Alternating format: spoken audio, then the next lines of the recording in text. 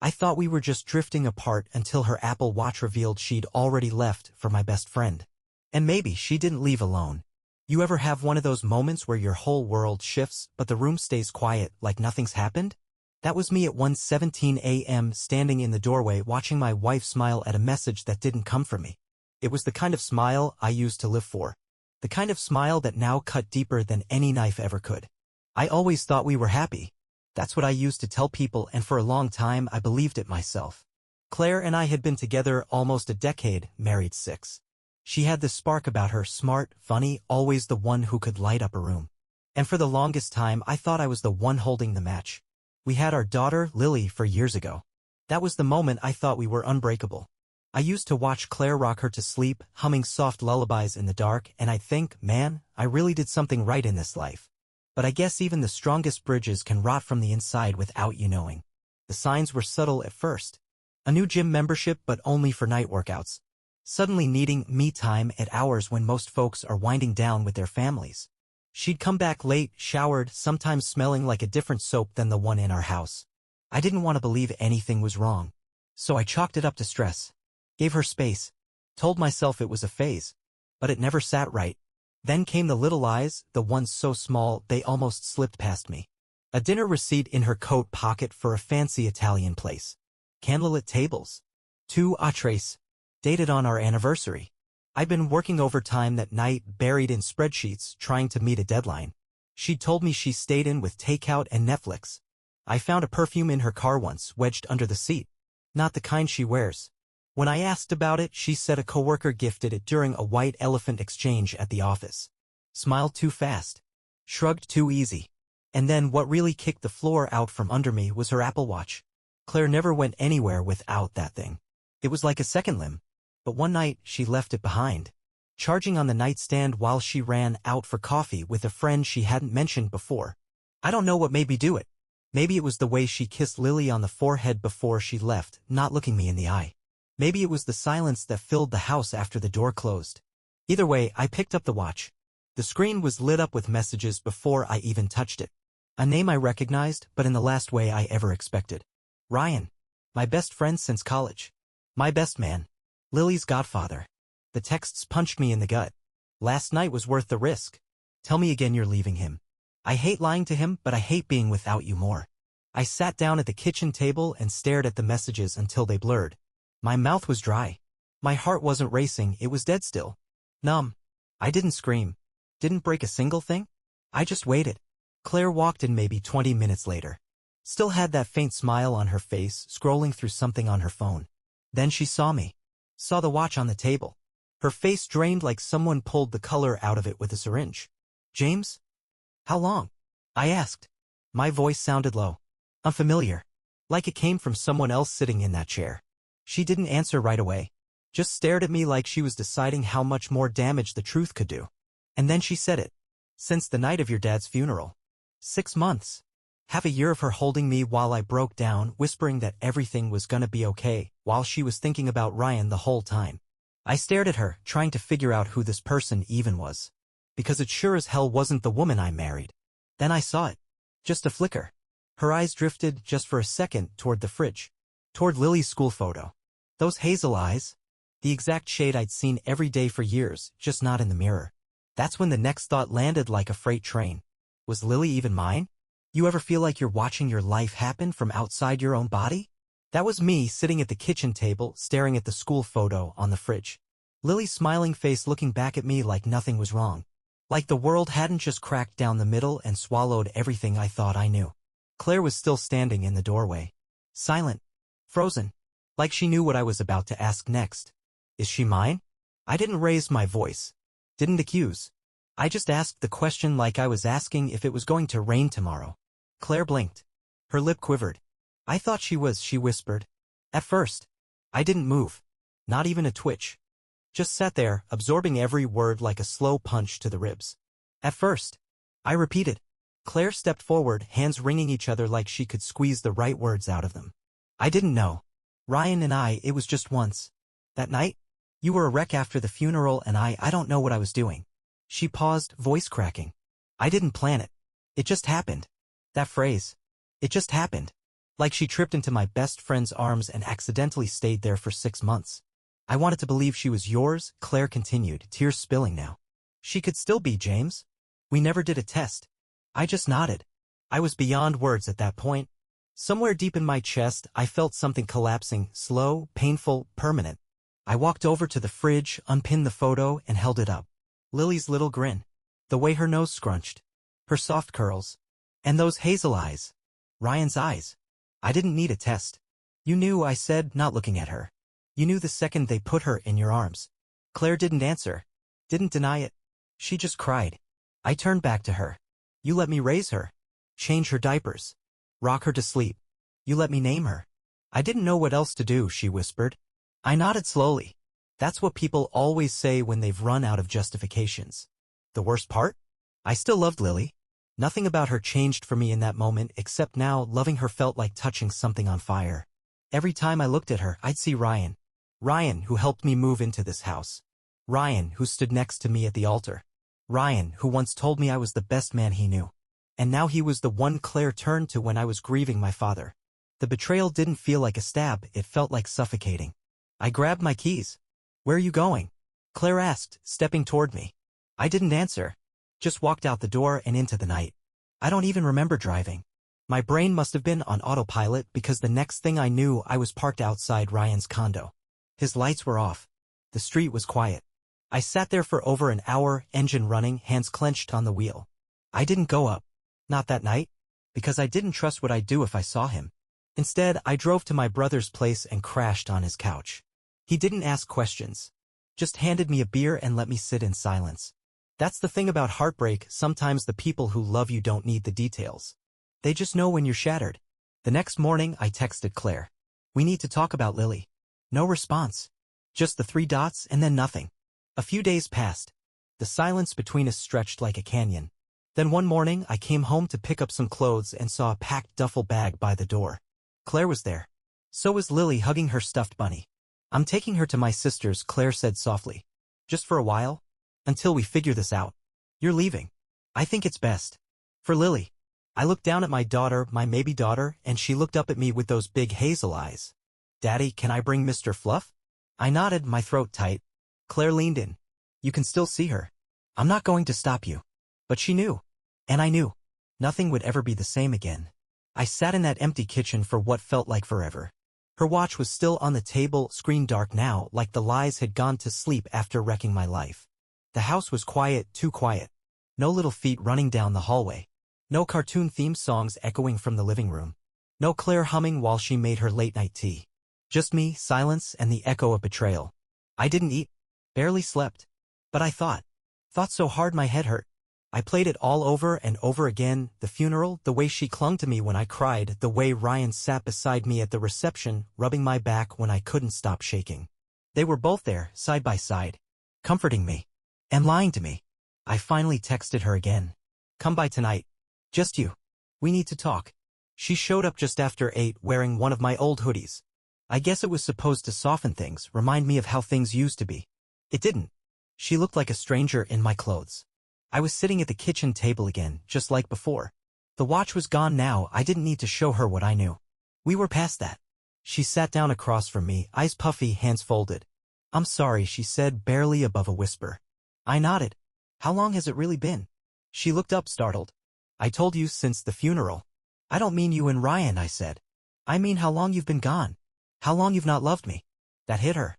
Hard. She opened her mouth, but no words came out. Just tears. I kept going. Was it him the whole time? Or did you just stop needing me? Claire shook her head. It wasn't about that. I just felt alone. After your dad died, you shut down. You were hurting and I didn't know how to reach you. So you reached for him. I know it sounds terrible. I know there's no excuse, but I didn't plan it, James. I didn't wake up that morning and decide to betray you. No, I said, my voice flat. You just did it one night. Then another. Then another. You just kept choosing it. She reached across the table. I pulled my hand back. I didn't come here for apologies, I said. I came to ask about Lily. Her breath caught. What about her? I want a paternity test. She closed her eyes. James, please. No, I said. No more begging. No more half-truths. I need to know. For her. For me. For everyone. She nodded slowly, wiping her cheek. Okay. We sat in silence. The clock ticked behind us. I could feel the weight of our past pressing down on my chest. All the birthdays. All the bedtime stories. All the times I kissed Lily's forehead and thought, this is the best thing I've ever done. And maybe she still was. But now that moment was tangled in thorns. And every time I reached for it, it cut me. A few days later, we met at the clinic. Claire didn't look at me. I didn't look at her. They swabbed Lily's cheek while she giggled and asked if she could get ice cream after. I told her yes. When it was done, Claire walked her back to the car. I stood by the door, feeling like a stranger in my own life. The results would take a few days. But I already knew. Deep down, I think Claire did too. It wasn't the test I was waiting for. It was the closure. The night I got the call, I was sitting alone in the living room. The TV was on, muted. Just background noise to a life that didn't feel like mine anymore. The nurse confirmed what I already knew. Lily wasn't biologically mine. I didn't cry. I didn't throw anything. I just sat there. Still. I stared at the photo on the mantel, me holding Lily on her first birthday, icing on both our noses. She was laughing. So was I. And I realized something. Blood or not, she was mine. She was my daughter. And nothing was going to take that away. I didn't tell Claire right away that the test came back. I didn't need to. When I saw her next, she could tell by the way I stood in the doorway, rigid, cold, hollow.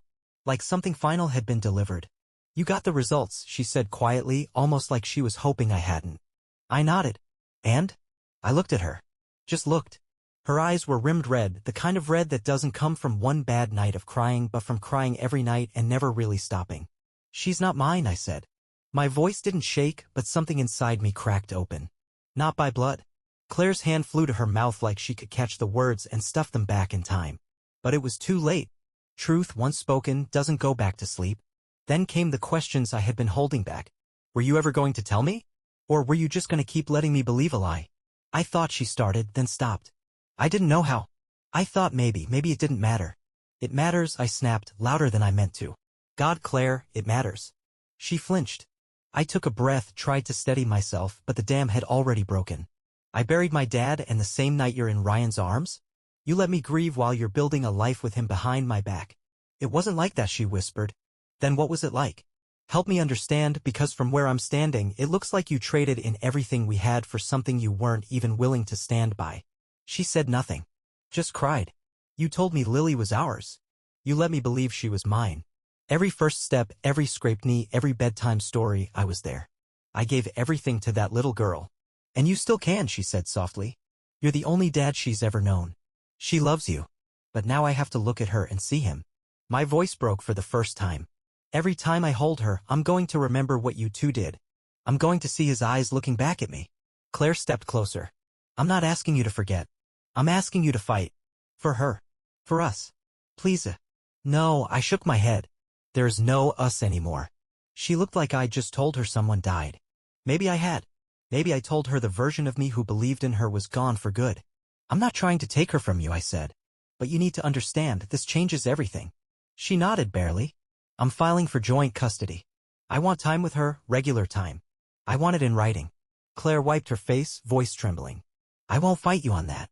Good, I said, and then because it needed to be said, I added, but don't ever bring Ryan around her. Not now. Not ever. If I see his face near her, I swear, Claire. You won't, she cut in quickly. I'm not with him. I'm not going to be. That stopped me. You're not. She shook her head. No. I moved in with my sister. I haven't spoken to him since I told him the truth. And what was his truth? I asked. Was he hoping Lily was his? Her silence was all the answer I needed. That night, I slept in Lily's empty room. Not because I had to, but because I needed to feel close to something real again. Her blankets still smelled like strawberries and baby shampoo. I laid on the floor, staring up at the glow-in-the-dark stars on the ceiling, remembering the night we put them up together. She wanted to touch the moon sticker, so I hoisted her on my shoulders and she squealed like she was flying. And in a way, she was. We both were. Before it all fell. The day Claire left with Lily was a gray one, drizzling rain, sky heavy with clouds like even the world couldn't look me in the eye. I stood on the porch, hands in my pockets, while Claire buckled Lily into her car seat. She didn't look back at me. Maybe she couldn't. Maybe she knew if she did, she might break. Lily waved through the window. Bye, Daddy. See you tomorrow. I nodded, forcing a smile. Yeah, baby? Tomorrow. but inside everything felt upside down. Tomorrow used to mean waking up to her voice echoing down the hallway. Pancakes on Saturdays. Blanket forts. The little moments that made up our life. Now it meant visitation schedules and co-parenting apps. Claire got in the driver's seat. She looked at me for half a second like she wanted to say something, maybe I'm sorry for the 1000th time, maybe thank you, maybe nothing at all. Then she pulled away, her taillights disappearing into the mist. And just like that, the house was empty. The first night without Lily wrecked me. I kept walking past her room, expecting to hear her little laugh, expecting to trip over a doll in the hallway, expecting to hear her call for me when she couldn't sleep. But all I heard was silence. Heavy. Still. The kind that follows you like a shadow. I sat in the living room with the TV on, but I wasn't watching. I was stuck in my own head, flashing back to the funeral, to Claire holding me like I was her whole world, not knowing she'd already started slipping into someone else's. I thought about Ryan. I thought about the years of friendship, the road trips, the late-night talks, the way he always had my back, until he put a knife in it. He hadn't called. Hadn't texted. No apology. No explanation. Just silence. Maybe he thought I'd come find him. Maybe he was scared I would. But I didn't. Because some things don't deserve confrontation. They deserve absence. A few days later, Claire dropped Lily off for the weekend. She stayed in the car, engine running, didn't even come to the door. That was fine by me. Lily came running up the path with her little backpack bouncing against her back. Daddy. I brought my crayons. I crouched down and hugged her tight, longer than I probably should have. She smelled like strawberries and kid shampoo, and for a second it didn't matter whose blood ran in her veins, she was mine. She was always mine. Can we draw a rainbow? She asked. Yeah, I said, throat tight. As many as you want. Later that night, while she was asleep, I sat in the hallway outside her room. I stared at the nightlight casting soft glows against the wall. I used to think fatherhood was about genetics, about legacy. But it wasn't. It was about love that didn't flinch. And I still had that. Even if everything else was gone. The following week, Claire called. James? I'm thinking of moving in with my sister. Long term. I didn't respond right away. I'm not going to Ryan, she added quickly. I promise.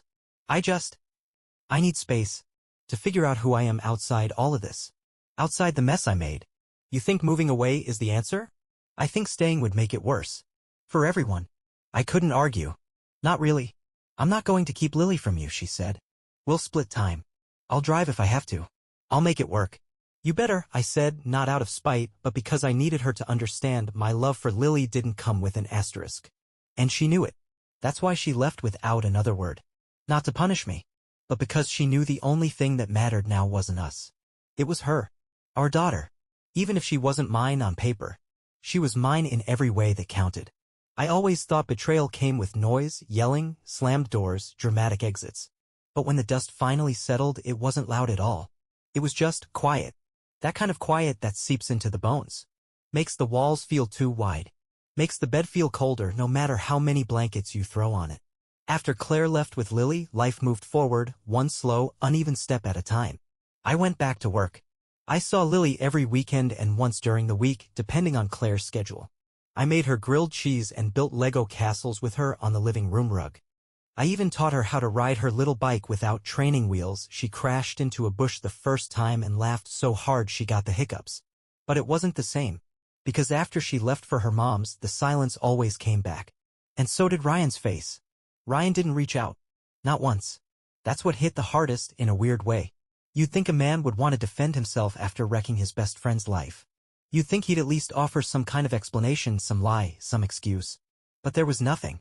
I heard through mutual friends that his wife had found out too. She packed up, took the kids, and moved out. Apparently Ryan didn't try too hard to stop her. So now we were two broken homes, two separate piles of ash. But Claire didn't go to him. She didn't text. Didn't move in. Didn't even speak his name again. And I knew why. Because in her eyes, choosing him meant throwing Lily into a storm she might not come back from. And even after everything, Claire wasn't willing to gamble her daughter for a man who couldn't keep a promise. Not anymore.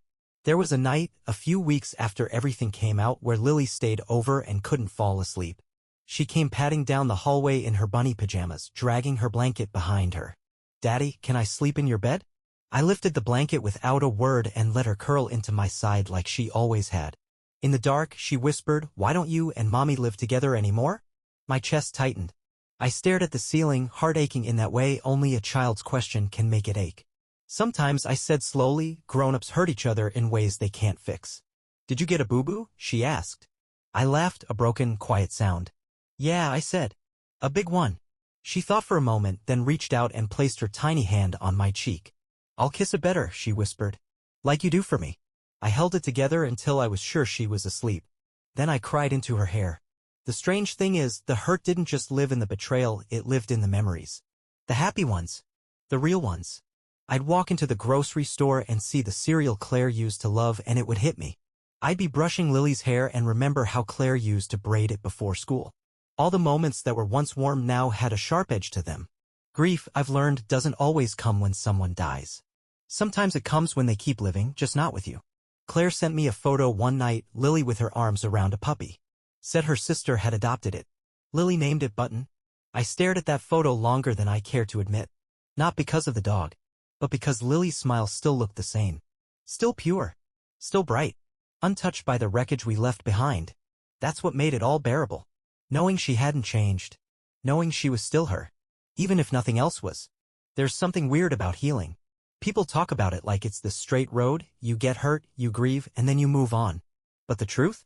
It's more like driving in circles through a fog, thinking you found the exit only to end up back where you started. That's how it felt the first time I saw Claire again, really saw her. It wasn't planned.